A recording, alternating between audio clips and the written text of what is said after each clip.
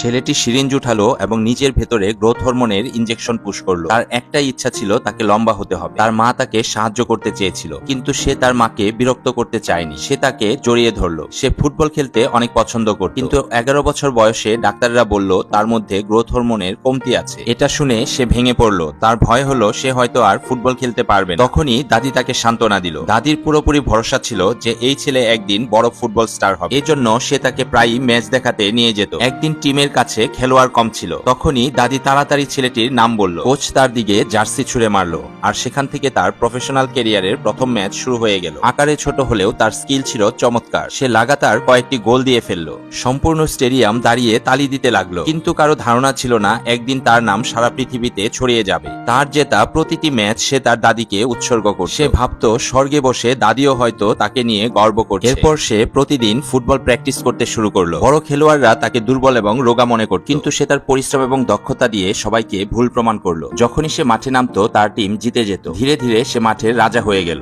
এক ম্যাচের আগে সে ভুলে টয়লেটে আটকা পড়ে গেল। সে দরজায় নক করলো, ডাকলো, কিন্তু কেউ আসলো না। ম্যাচ শুরু হয়ে যাচ্ছিল, তাই বাধ্য হয়ে তাকে গ্লাস ভেঙে ভেন্টিলেটর দিয়ে বের হতে হলো। সে দৌড়ে মাঠে পৌঁছালো, কিন্তু ফার্স্ট হাফ শেষ হয়ে গিয়েছিল। কোচ তাড়াতাড়ি তাকে সাবস্টিটিউট হিসেবে নামিয়ে দিল। সে মাঠে পা রাখতেই খেলার মোড় ঘুরে গেল। অনবরত গোল হলো আর তার টিম চ্যাম্পিয়নশিপ জিতে গেল। কোচ সব খেলোয়াড়কে পুরস্কার হিসেবে একটি করে সাইকেল দিল। ওষুধ এবং এক্সারসাইজের কারণে তার উচ্চতা ধীরে ধীরে বাড়তে লাগলো। একদিন জার্সি নির্বাচনের সময় তার নজর 10-এর উপর পড়ল। তখন থেকে সেটাই তার লাকি নাম্বার হয়ে গেল। ওই নাম্বার তাকে অগণিত ট্রফি এবং সম্মান দিয়েছে।